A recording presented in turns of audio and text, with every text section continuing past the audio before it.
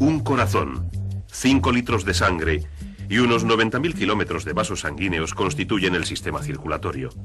Por él se mueve material para energía, crecimiento y reparación a cada célula viva del cuerpo, retirándose los productos de desecho. Se trata de un trabajo muy complejo, pero lo que hace todo esto posible es una de las sustancias más sencillas de la naturaleza, el agua. El sistema circulatorio funciona gracias al agua.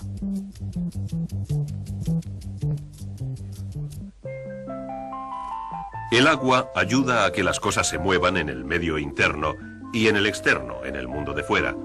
Unas sustancias se disuelven en el agua, otras flotan en ella. Y que el agua circule por conductos o corra al aire libre, las sustancias que lleva se mueven de un lugar a otro. El agua es un transportista. En el cuerpo el agua hace el mismo tipo de trabajo, transportar sustancias flotantes y disueltas en la sangre a y desde todas las células vivas. La sangre fluye porque más de su mitad es agua. La parte acuosa de la sangre es el plasma. En este plasma flotan sustancias celulares y no celulares. La mayoría de las células son células sanguíneas rojas, muy diminutas y sin núcleo. Las células sanguíneas rojas hacen un trabajo muy específico. Suministran oxígeno a las demás células del cuerpo. Pueden hacerlo porque contienen una molécula de base de hierro llamada hemoglobina. La hemoglobina se combina con el oxígeno en una combinación química débil.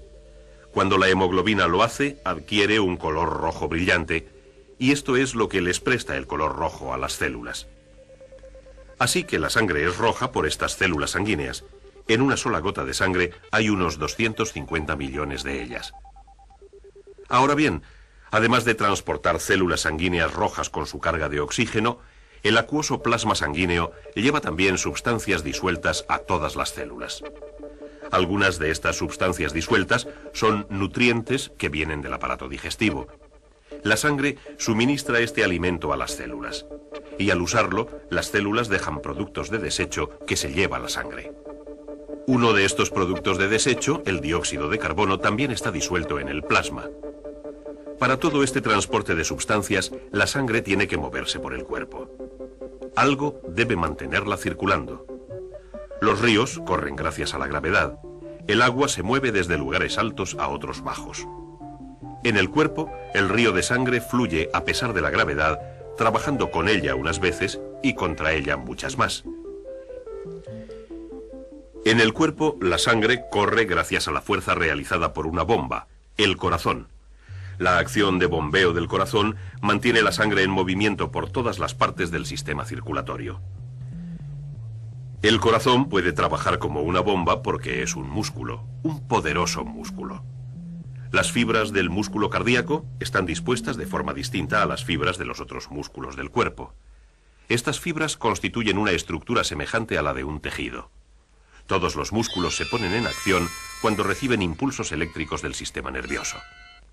Pero debido a la estructura del músculo cardíaco, estas señales eléctricas se difunden con mayor rapidez por el corazón que por los otros músculos.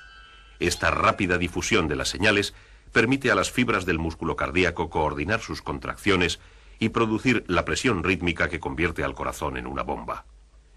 Dentro del corazón hay 4 compartimentos o cámaras. Cada cámara superior se llama atrio o aurícula. En la pared de la aurícula derecha hay una región de tejido especializado, un nodo llamado marcapasos. La señal que hace que las cámaras superiores se contraigan se origina aquí. Cuando se dispara la señal, las aurículas se contraen y se obliga a la sangre a pasar por 2 series de válvulas que separan las cámaras de arriba y de abajo. Estas válvulas controlan el flujo de la sangre de modo que solo puede ir en una dirección, fuera de las aurículas y dentro de los ventrículos, las cámaras inferiores del corazón. Ahora bien, un segundo nodo transmite la señal eléctrica desde las aurículas a los ventrículos, haciendo que estos se contraigan. La fuerza de su contracción abre el segundo juego de válvulas y lleva sangre desde el corazón a las arterias, siguiendo 2 circuitos distintos. La estructura del corazón hace posible estos 2 circuitos.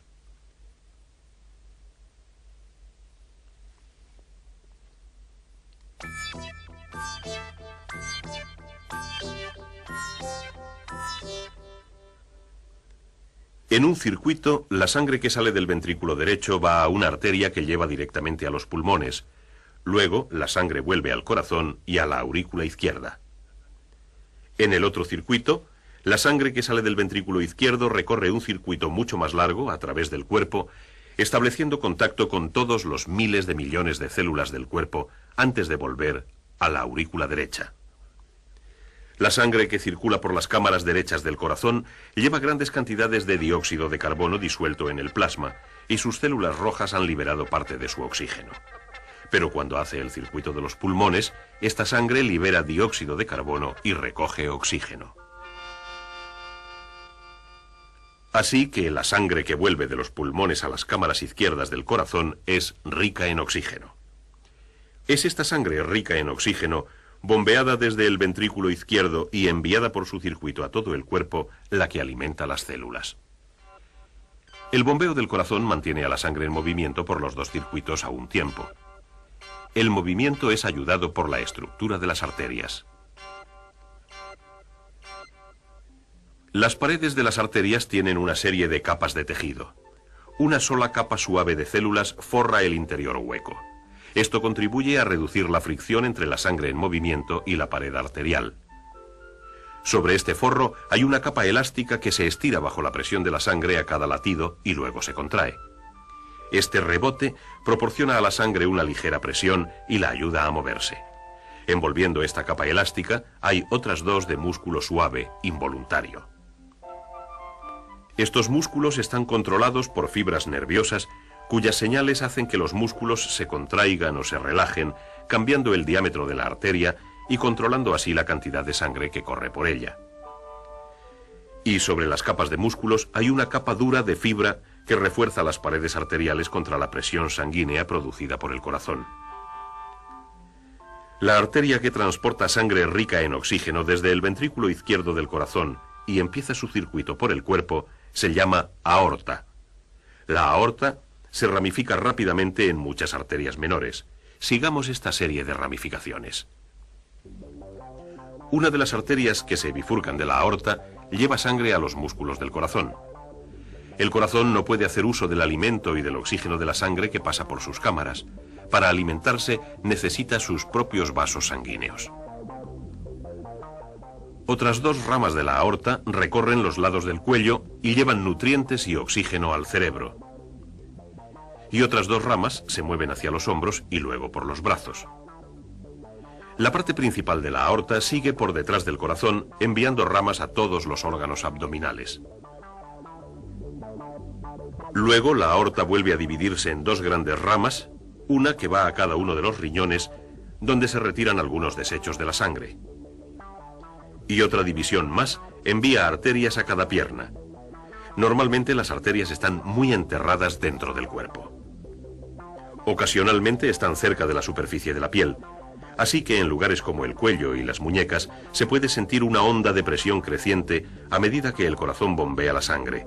Esta onda de presión es lo que se llama pulso. Así que las arterias ramificadas dirigen la sangre rica en oxígeno y llena de nutrientes a las distintas partes del cuerpo. Las arterias se dividen una y otra vez, convirtiéndose en vasos sanguíneos cada vez más finos, a medida que enhebran sus caminos por el cuerpo, acercando cada vez más la sangre a las células individuales. Finalmente, los vasos arteriales se hacen tan delgados que su diámetro solo es ligeramente más grande que el de las células rojas de la sangre, y éstas solo pueden moverse por ellos una a una. Ahora los vasos se llaman capilares. El flujo de sangre se hace más lento, permitiendo los intercambios vitales entre la sangre y las células del cuerpo. Ahora se efectúa una tarea principal del sistema circulatorio, la nutrición del cuerpo. La débil combinación química entre el oxígeno y la hemoglobina se rompe en muchas de las células rojas. El oxígeno y los nutrientes atraviesan las paredes de los capilares y pasan de la sangre al fluido que rodea todas las células. Este fluido acuoso, llamado linfa, se parece mucho al plasma. Efectivamente, procede del plasma que pasa por las paredes capilares transportando oxígeno y nutrientes. Ahora se realiza el importante intercambio entre las células y la linfa. El oxígeno y los nutrientes pasan de la linfa a las células y el dióxido de carbono y otros productos de desecho pasan de las células a la linfa. Y luego estos desperdicios vuelven desde la linfa, a través de las paredes capilares y a la sangre, que ahora regresa al corazón. Pero solo vuelve a los capilares una parte de la linfa que salió de ellos. Parte de la linfa vuelve al corazón por los vasos de su propio sistema linfático, empujada por la presión de las arterias cercanas.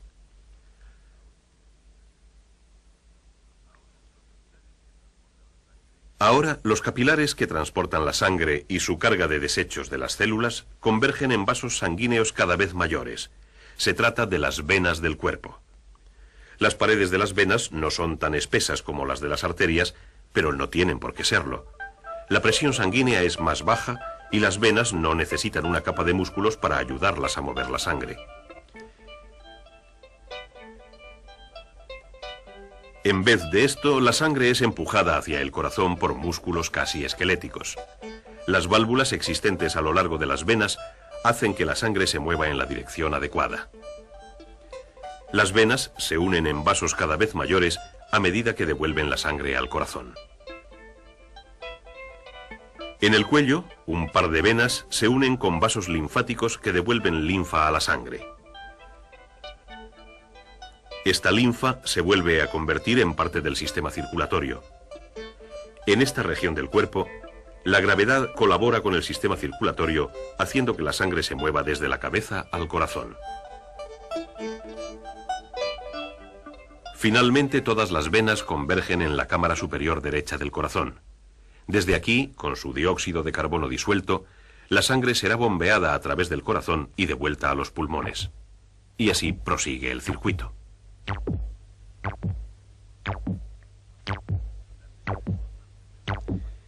Las señales constantes del marcapasos mantienen los latidos constantes del corazón. Pero no todos los controles vienen del interior del corazón. El corazón puede responder también a señales procedentes de otras partes del cuerpo. Las señales procedentes de los centros nerviosos próximos a la médula espinal pueden acelerar las del marcapasos y los latidos del corazón. Las señales del tallo del cerebro pueden ralentizarlos. Cuando se hace ejercicio, aumenta la cantidad de dióxido de carbono disuelto en la sangre.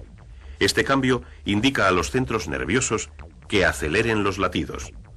El corazón puede latir 2 veces más deprisa de lo normal en caso de necesidad.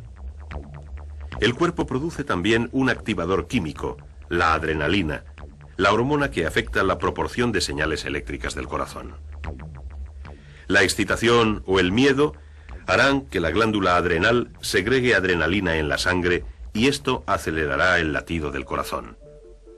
La cantidad de sangre que afluye a las diferentes partes del cuerpo también puede regularse según sus necesidades especiales. Las arterias que alimentan los músculos envían más sangre a estos cuando se es activo y afluye más sangre al sistema digestivo después de comer. Cuando se tiene calor, el flujo sanguíneo se dirige hacia la superficie de la piel. Cuando se tiene frío, se retira. Todo este control de tráfico se realiza mediante cambios en el diámetro de las arterias. Los músculos que forman parte de las paredes de las arterias pueden contraerse en una zona y estrechar la arteria, reduciendo así el flujo de sangre a una parte del cuerpo.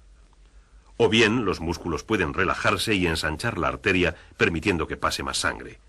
Cuando se daña alguna parte del cuerpo, aumenta el flujo de sangre a esa parte.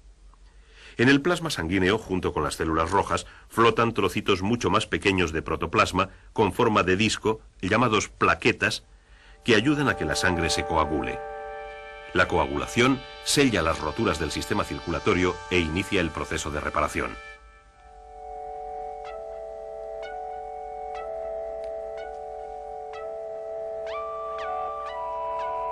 En la sangre hay también varios tipos de células blancas. Estas destruyen y eliminan sustancias vivas y no vivas que pueden ocasionar infecciones y enfermedades. Las células blancas se forman en los nodos linfáticos situados a lo largo de los vasos linfáticos.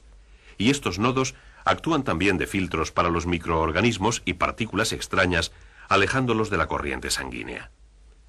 La salud de todas las células del cuerpo depende del sistema circulatorio.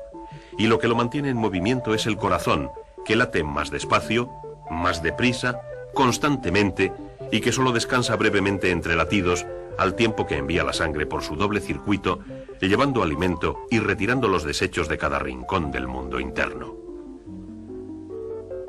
Durante toda la vida, el corazón, la sangre y los vasos por los que viaja alimentan, protegen y reparan los miles de millones de células diminutas que constituyen el ser humano.